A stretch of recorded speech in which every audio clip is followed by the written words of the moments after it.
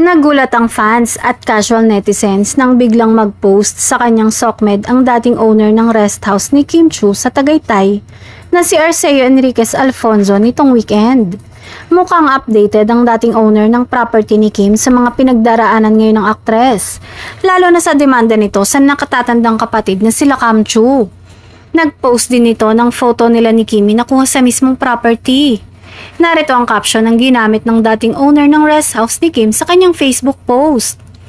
Dear Kim Chiu, buying my house in Tagaytay is one of your blessings. You invested your money in property which no one could take away from you.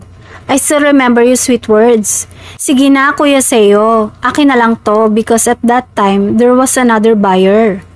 I chose to sell the house to you instead kasi naman yung mga ngiti mo nakakainis. Now I realized, nakatulong pala ako sa'yo to invest your hard-earned money.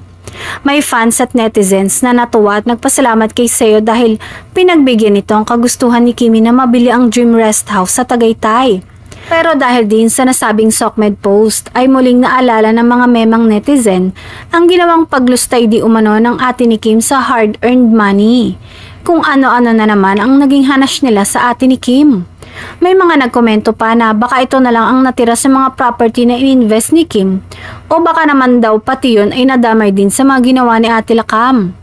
Kawawa naman daw si Kim dahil sa tagal niya sa showbiz, ibinuhos niya ang oras magtrabaho ng magtrabaho para sa pamilya at para makapag-ipon tapos mapupunta lamang sa wala.